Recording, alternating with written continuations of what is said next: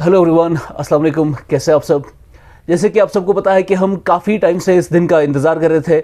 IAS का exam कल हुआ है 2021 में, और ये जो आपका पेपर है 2021 का, this paper was considered very unconventional paper था आपका। जैसे हमें एक ट्रेंड होता है पेपर का, जैसे फॉर एग्जांपल आपका चल रहा है हिस्ट्री में क्या कहाँ से क्वेश्चन पूछे जाते हैं, या जैसे मिडीवल से क्वेश्चन काफ़ी कम आते थे। इस बार उन्होंने मिडीवल को अच्छा खासा टच किया है। Then after that they have also touched some topics like sports. पहली बार ऑलमोस्ट पिछले 5-8 साल में पहली बार स्पोर्ट्स से एक क्वेश्चन उन्होंने डाला है। लाइकवाइज काफ़ी सारे ऐसे अनकन्वेंशनल क्वेश्चंस थे, कुछ क्वेश्चंस डायरेक्ट थे, कुछ क्वेश्चंस में काफ़ी ज़्यादा एनालिसिस करना पड़ता था। अब ये पर्टिकुलर एग्जाम में it has been a very good experience for the students, precisely for our students from QCR। जैसे कि आपको पता है कि हमने इकोनॉमी का इससे पहले बैच लिया, ज्योग्राफी का बैच लिया, अभी हमारा साइंस एंड टेक का बैच चल रहा है, लाइकवाइज पॉलिटी का भी सर ले रहे हैं। तो हम एक डिस्कशन करेंगे कि इस जो कल का पेपर आया है आईएएस का, उसमें कौन कौन से क्वेश्चंस डायरेक्टली हमारे नोट से आए हैं, हमारे क्लासेस और क्लास के डिस्कशन से पूछे गए हैं डायरेक्टली। ऑलमोस्ट अगर देखा जाए लगभग 30 से 35 सवाल हमारे इन 4 सब्जेक्ट से हमने क्लास में डिस्कस किए हुए, ranging from science and technology to our economy, जिसमें 15-18 सवाल थे, then to geography as well as polity. ये 4 सब्जेक्ट से अगर आपने हमारे लेक्चर्स को कंटिन्यूसली फॉलो किया होता, आप +30 क्वेश्चंस हमारे लेक्चर से ही कर बैठते। जैसे अगर मैं एक प्रिसाइज एग्जांपल आपको दूं, ये एक क्वेश्चन है ऑन माइटोकॉन्ड्रियल रिप्लेसमेंट थेरेपी। ये एक क्वेश्चन है जो हम बायोटेक्नोलॉजी में पढ़ते हैं अंडर 3 पेरेंट बेबी। ये रिसेंटली हमने अपने क्लास में डिस्कस किया था लेक्चर 4 पार्ट 2 में। लेक्चर 4 पार्ट 2 में ऑलमोस्ट 15 मिनट के बाद यूट्यूब पे भी वो वीडियो है, उसमें हमने ये क्वेश्चन डिस्कस भी किया।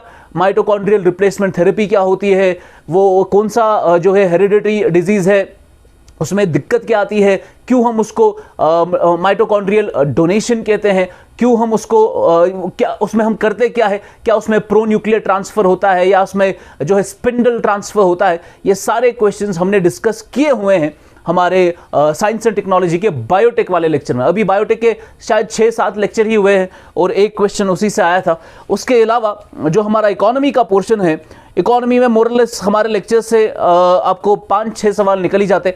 एक मैं सिंपल सी एग्जांपल आपको देता हूं।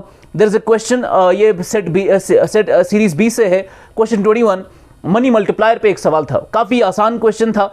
ये क्वेश्चन मैंने अपने monetary policy, money and banking वाले लेक्चर में प्रिसाइसली इसी ऑर्डर में डिस्कस किया है, जहां पर मैंने बताया अपने बच्चों को कि क्या कैश रिजर्व रेशियोज के बढ़ने से मनी मल्टीप्लायर कम होगा, SLR के बढ़ने से मनी मल्टीप्लायर कम होगा। हाँ, लेकिन बैंकिंग हैबिट अगर बढ़ा तो मनी मल्टीप्लायर बढ़ेगा उससे। तो ये क्वेश्चन मैंने इसी हालत में अपने क्लास में भी डिस्कस किया।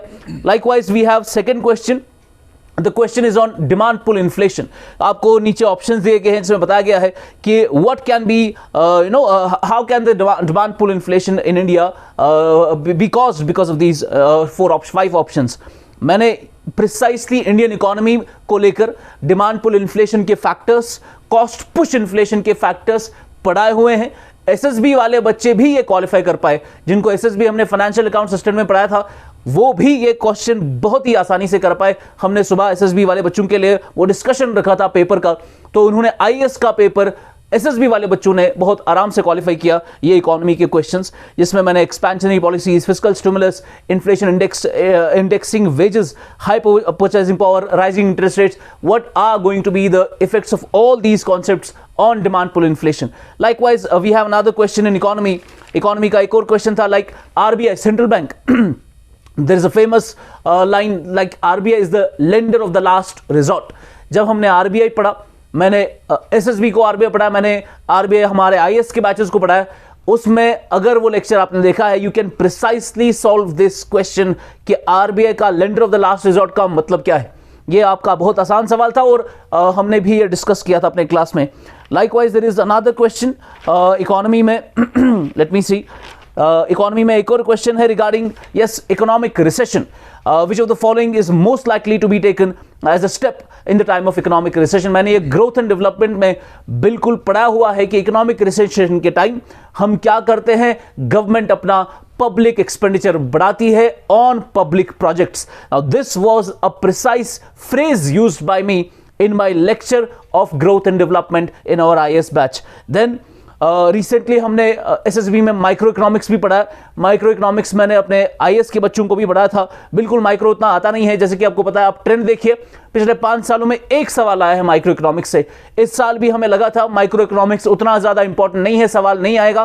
पर UPSC, as we know, the only thing predictable about IAS is its unpredictability. That is why इस साल उन्होंने माइक्रो से सवाल डाला हुआ है और प्रिसाइसली बहुत आसान लॉ ऑफ डिमांड पे सवाल था। Law of demand is the first thing that we study in micro economics कि लॉ ऑफ डिमांड में other things being equal market demand किससे बढ़ेगी, फिर उसमें नीचे सब्स्टिट्यूट्स का कॉन्सेप्ट है, कॉम्प्लीमेंट्स का कॉन्सेप्ट है, इंफीरियर गुड का कॉन्सेप्ट है। ये तीनों चीजें मैंने पढ़ाई हुई है माइक्रो इकोनॉमिक्स के लेक्चर में। Then we have urban cooperative banks. जब हम बैंकिंग सेक्टर पढ़ते हैं, प्रिसाइसली मैंने बच्चों को पढ़ाया था वहां की क्लासिफिकेशन कैसे करते हैं। बैंकिंग सेक्टर में यू हैव फाइनेंशियल इंटरमीडियरीज, वहां पर फिर बैंक्स है, नॉन बैंकिंग फाइनेंशियल सेक्टर्स है, फिर बैंक्स में you have commercial banks, you have cooperative banks, cooperative banks में you have urban cooperatives and rural cooperatives. Urban cooperatives पे सवाल था कि इनको कौन रेगुलेट करता है। सिंपल सी बात है, RBI रेगुलेट करता है और ये आपका शेयर्स भी दे पाते हैं, अभी आपके प्रेफरेंस शेयर्स भी इशू कर पाते हैं। रिसेंटली जो अमेंडमेंट आई है 2020 की ऑर्डिनेंस में, वो हमने अपने ARCS बैच में प्रिसाइसली पढ़ाया और उतना ज्यादा कॉम्प्लिकेटेड और उतना कॉम्प्लेक्स टॉपिक हमने इतनी सारी इसमें चीजें पढ़ाई है कि अगर आप वो एक बार देख लेते lecture, you would have able to solve this question. उसके बाद ये टॉप गियर में मैंने अपना बॉन्ड यील्ड का डिस्कशन भी किया कि बॉन्ड यील्ड के बढ़ने घटने से कैसे बढ़ता है, कैसे घटता है, यील्ड कैसे बढ़ता है, कैसे बॉन्ड प्राइसेस की वजह से यील्ड पे फर्क पड़ता है, कैसे यूनाइटेड स्टेट्स के फेडरल रिजर्व की एक्शंस की वजह से इंडिया के गवर्नमेंट बॉन्ड्स पे फर्क पड़ता है। ये मैंने टॉपिक कवर किया था अपने PSP में, जो हमारा प्रीलिम्स एनरिचमेंट प्रोग्राम शुरू हुआ था यहाँ। उसके बाद एक्सटर्नल सेक्टर में मैंने बच्चों को पढ़ाया था, ये प्रिसाइसली इसी ऑर्डर में मैंने पढ़ाया था कि एक्सटर्नल सेक्टर में जब हम बैलेंस ऑफ पेमेंट पढ़ाते हैं उसमें करंट अकाउंट है, कैपिटल अकाउंट है। फिर एक्सटर्नल सेक्टर में मैंने आपको इन्वेस्टमेंट्स पढ़ाई, क्योंकि हमने देखा कि कैपिटल अकाउंट के अंदर इन्वेस्टमेंट और बोरोइंग होती है। और इन्वेस्टमेंट में मैंने बच्चों को बताया कि आपके पास डायरेक्ट इन्वेस्टमेंट है, पोर्टफोलियो स्कीम्स है जिसके अंदर आपकी फॉरेन पोर्टफोलियो इन्वेस्टमेंट्स है, उसके अंदर आपका GDR है, ADR है, IDR है। ये सारी चीजें मैंने पढ़ाई हुई और उसी ऑर्डर में UPSC ने सवाल पूछा है। This is 37। ये आपको हमारे IAS के इकोनॉमी के बैच एक्सटर्नल सेक्टर के बैलेंस ऑफ पेमेंट में मिल जाएगा। देन करेंसी, ये भी एक्सटर्नल सेक्टर का हिस्सा है, ये मैंने लेकिन प्लानिंग में पढ़ा है। बिकॉज जब हम प्लानिंग पढ़ते हैं अंडर रिसोर्स मोबिलाइजेशन, प्लानिंग में हमें पता है कि इंडिया ने बार बार 5 ईयर प्लान्स में डिवैल्यूएशन कराई करेंसी की। मकसद क्या था? ताकि एक्सपोर्ट बढ़े और हमारी एक्सपोर्ट के प्राइसेस कम हो और एक्सपोर्ट कॉम्पिटिटिवनेस बढ़े। और इसी पर्टिकुलर फ्रेज पे UPSC ने सवाल पूछा कि डिवैल्यूएशन से क्या इफेक्ट हो सकता है, क्या इससे एक्सपोर्ट बढ़ेंगे, क्या इससे फॉरेन वैल्यू डोमेस्टिक करेंसी का बढ़ेगा, या इससे ट्रेड बैलेंस इंप्रूव होगा। प्रिसाइसली ये सवाल SSB के बच्चे कर पाए हमारे, जो हमने इकोनॉमी उनको पढ़ाया है। Then you have another effect of black money. Black money भी मैंने पढ़ा था। उसके बाद इन्फ्लेशन का, इनमें से किसका ज्यादा इन्फ्लेशनरी इफेक्ट होगा। Now these are some of the topics जो हमने साइंस एंड टेक से लेकर एनवायरनमेंट एंड अपना इकोनॉमी वाला बड़ा सेक्शन कवर किया। मोरलेस 20 क्वेश्चंस तो इन्हीं 3 सब्जेक्ट से मैंने कवर किए हैं। बाकी सर ने भी अपने पॉलिटी और ज्योग्राफी के लेक्चर्स में बहुत सारे क्वेश्चन सर के निकले हुए हैं। अब सर डिस्कस करेंगे कि उन्होंने इसमें क्या किया है। सर आप डिस्कशन कीजिए इसके। नहीं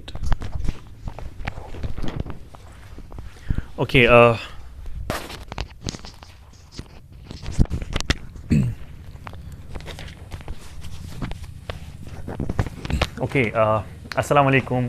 जैसे कि आप जानते हैं कि जो ये वीडियो है ये उनके लिए जिन्होंने कल एग्ज़ाम दिया था IAS का। ओके, तो बहुत सारे बच्चे बहुत खुश थे जो यहाँ से जिन्होंने कोचिंग की थी या जिन्होंने यहाँ से क्लास ली थी, तो उन्होंने हमारे लेक्चर्स और हमारे जितने भी PDFs हमारे हैं वहाँ पर डायरेक्ट क्वेश्चंस वहाँ से आए हैं। ठीक है, तो जो ये क्लासेस कंडक्ट करती है वो क्वाइंट एसेंस क्लास करती है, जो श्रीनगर में, वहाँ से हम क्लासेस कंडक्ट करते हैं और जहाँ पर मैं one of the faculty members हूँ।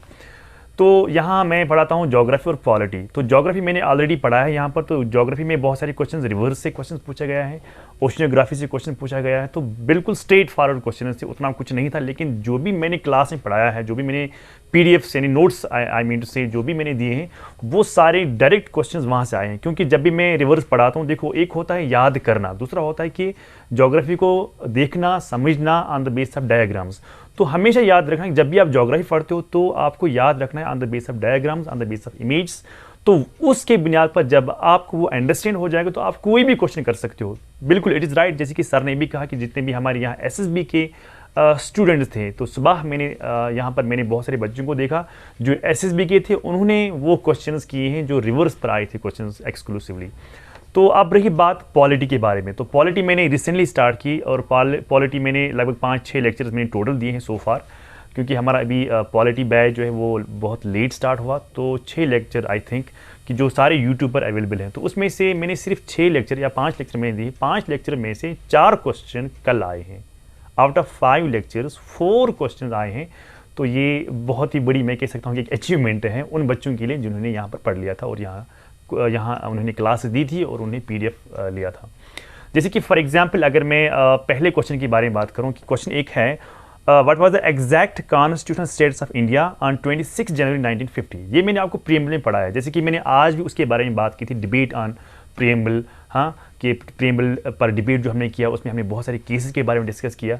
तो मैंने ये पढ़ाया है लेक्चर नंबर 5 में 23 मिनट्स और 28 सेकंड पर मैंने आपका इसका आंसर दिया है ऑलरेडी, जो ऑलरेडी ये वीडियोस हैं यूट्यूब पर। ओके, तो उसके बारे में मैंने 2-3 लेक्चर्स दिए हैं, वो आप प्लीज़ देखिएगा। और जो लेक्चर नंबर 5 जो है 23 मिनट्स 28 सेकंड्स पर आप इसका आंसर देख सकते हैं। ओके, उसके बाद जो दूसरा क्वेश्चन है that is constitutional government means. ये एक बार असल में आया है क्वेश्चन, लेकिन इस बार फिर से एक क्वेश्चन आया है कि इसमें मैंने आपको बहुत सारे चीज़ें पढ़ाई थी। कॉन्स्टिट्यूशन क्या होता है, कॉन्स्टिट्यूशनलिज्म क्या होता है, कॉन्स्टिट्यूशनल लॉ क्या होता है, डॉक्ट्रिन ऑफ सिवरेबिलिटी क्या होता है, डॉक्ट्रिन ऑफ बहुत सारी चीज़ें मैंने आपको पढ़ाए हैं। प्रॉस्पेक्टिव रूलिंग मैंने आपको पढ़ाया, बहुत सारी चीज़ें मैंने आपको इसमें पढ़ाया। तो इसमें एक टर्म जो मैंने आपको पढ़ाया था वो था कॉन्स्टिट्यूशनलिज्म। तो इस क्वेश्चन का आंसर बी है, तो वो मैंने आपको ऑलरेडी बताया है, वो है 31 मिनट्स 47 सेकेंड्स, लेक्चर नंबर 3। आप इसको यूट्यूब पे चेक कर सकते हो। तो इसी तरह जो नेक्स्ट क्वेश्चन है, which are the following factors contribute the best safeguard of liberty in a liberal democracy. उसका आंसर है option number 4 that is D. और उसमें मैंने आपको पढ़ाया था सेपरेशन ऑफ पावर। ठीक है, सेपरेशन पावर क्या होती है, किस तरह हमने यहाँ से इसको अडॉप्ट किया है, किस तरह क्या हम वाटर टाइट को ही फॉलो करते हैं या चेक्स एंड बैलेंस को भी हम यहाँ पर हमने इसको अडॉप्ट किया है। तो वो उसका आंसर मैंने पहले ही बताया है, उसमें 4 मिनट्स 38 सेकंड पर मैंने उसका आंसर बोला है लेक्चर नंबर 4 में। ओके, ये सारे वीडियोस अवेलेबल हैं, मैं रिपीट कर रहा हूँ इस बात को, ये सारे वीडियोस 4-5 वीडियोस अवेलेबल हैं जो मैंने 30 सितंबर से हमने यहाँ पर क्लास स्टार्ट की। अभी हमने 4-5 ही क्लास 6 क्लास दी हैं। तो कुछ हमने ब्रेक भी रखी थी इस के लिए, क्योंकि हमारे बहुत सारे यहाँ स्टूडेंट्स हैं जिन्होंने कहा कि हमारा भी एग्ज़ाम है, तो उसके लिए हमने 2-3 दिन ब्रेक रखी थी ताकि वो अच्छे से थोड़ा सा पढ़ लें। और माशाल्लाह तो बहुत सारे क्वेश्चंस हमारे यहाँ लेक्चर से और जितने भी हमारे पीडीएफ से वो निकल गए। तो इसलिए मैंने आपको कहा कि सिर्फ 5 लेक्चर में से 4, अभी मैंने कॉन्स्टिट्यूशन को स्टार्ट भी नहीं किया, 5 लेक्चर में से 4 क्वेश्चन निकलना, ये मैं कह सकता हूँ कि एक बहुत ही बड़ी अचीवमेंट है। Then fourth question is we adopted parliamentary democracy based on the British model, but how does our model differ from that model? तो इसका आंसर जो है वो स्टेटमेंट फर्स्ट। तो उसका आंसर लेक्चर नंबर 1 में मैंने बताया है 56 मिनट्स 50 सेकंड पर। ठीक है, तो उसमें मैंने सारा कॉन्स्टिट्यूशन बताया है कि क्लासिफिकेशन क्या है, उसी क्लासिफिकेशन मैंने आपको बताया। तो आप ये मिनट्स और सेकेंड्स नोट कर सकते हैं, आप वहाँ पर चेक कर सकते हो और आप वहाँ आराम से आप उसको आंसर मार्क कर सकते हो। तो ये वीडियो सिर्फ उन्हीं के लिए था, पर्टिकुलरली ये सबों के लिए, लेकिन पर्टिकुलरली उनके लिए जिन्होंने अच्छा स्कोर किया है, जिन्होंने कल एग्ज़ाम दिया। और मैं उनको ये बात कहना चाहता हूँ कि टाइम ज़ाया ना करते हुए, अगर आपको लग रहा है कि हम मिनट में आने वाले हैं, आपने की देखी होगी, आपने अपना पेपर चेक किया होगा, तो प्लीज़ टाइम ज़ाया ना करें, आप मेहनत के लिए तैयारी करें। तो हमारी तरफ से, मेरी तरफ से और सर की तरफ से, पूरे इंस्टीट्यूट जो हमारा है क्विंटेसेंस क्लासेस जो श्रीनगर में है, जो यहाँ क्लासेस इसके लिए पर्टिकुलरली कंडक्ट करता है, तो हमारी तरफ से आपका बेस्ट ऑफ लक है और आप मेहनत कीजिए, कोई टाइम ज़ाया ना करें। अगर कोई भी किसी चीज़ की हेल्प आपको चाहिए तो आप यहाँ आके कांटेक्ट कर सकते हैं, आप यहाँ से हेल्प ले सकते हो। Thank you very much. ओ तो सर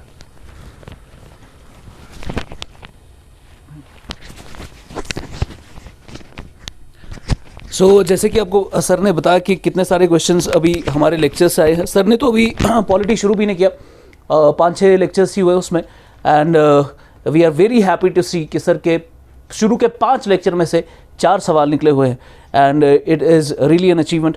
उसके अलावा the most important thing that I have to say is, सुबह कुछ बच्चे फ़ोन कर रहे थे कि की के हिसाब से दे आर अराउंड 96-98 मार्क्स आ रहे हैं उनको। So for those students, they should immediately start preparing for mains, because अगर आपका पुराना कट ऑफ भी देखे, it will be only around 92-94 he cut off होगा। अगर आपको लग रहा है कि 96 प्लस आपको आ रहे हैं, और की में भी काफ़ी कुछ, जैसे लास्ट टाइम वाजीराम की में 9 सवाल गलत थे, अनअकैडमी की में 7 सवाल गलत थे। लाइकवाइज कुछ ऐसी इंपॉर्टेंट, दृष्टि की काफ़ी ज़्यादा अप्रोप्रिएट की होती है, मृणाल सर की काफ़ी अप्रोप्रिएट की होती है, वो आप देख सकते हैं। उसके अगर आप 96 अबव पार हो रहे हैं, so you have to start preparing for mains.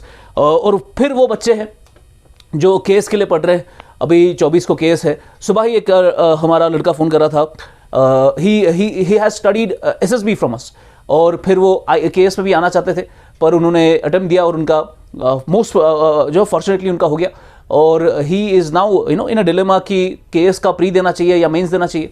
So I told him कि आप इमीडिएटली पहले थोड़ा प्री देख लो केएस का जो 24 को है, और फिर you have to start for mains, और उसमें ज़्यादा टाइम आप वेस्ट नहीं कर सकते, बिकॉज आईएएस यूपीएससी अपना टाइम पर ही एग्जाम लेता है। So this is it from us today. Last thing that I have to say is, आपको हमारा जो बैच यहाँ पे चल रहा है, अब देखिए हमने एसएसबी पे बहुत मेहनत की। आप हमारे बच्चे कम से कम 300 प्लस स्टूडेंट्स थे यहाँ, आप जो है यू कैन कंसल्ट दम, उन पे मेहनत करके आप देख सकते हैं कि हमने एसएसबी के बच्चे जो है अभी आईएएस का पेपर सॉल्व कर पाए। जो भी उनने हमसे पढ़ा है, जैसे इकोनॉमी पढ़ा, ज्योग्राफी पढ़ा, उन्होंने थोड़ा एनवायरनमेंट पढ़ा हमसे, एंड साइंस पढ़ा, तो वो बच्चे भी क्वालिफाई कर पाए। So now we are fully focusing on our civil services batch, जो हम 2022 और 23 के लिए तैयार कर रहे हैं बच्चों को। So we have already started it, you are all invited to join us. आपका एग्जाम है, आई नो 24 को आपका पेपर है, जैसे ही वो खत्म होगा you are free to come and see the work that we are doing here, so that आपको भी पता चले कि what value we are creating here.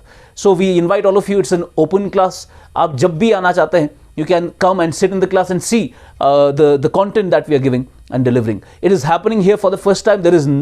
We are creating a process for civil services, because यहाँ पर बच्चों को वो नहीं मिलता जो वो डिजर्व करते हैं और जो उनको चाहिए एक्चुअली। कैसे एक बच्चा सब कुछ छोड़कर दिल्ली जाता है और वहाँ पे रहता है 1 साल 1.5 साल और कंटिन्यूसली वहाँ मेहनत करता है उतनी गर्मी में, क्यों ना वो बच्चा यहीं पर आके इधर ही मेहनत करे at a much lower cost and at a much lower sacrifice.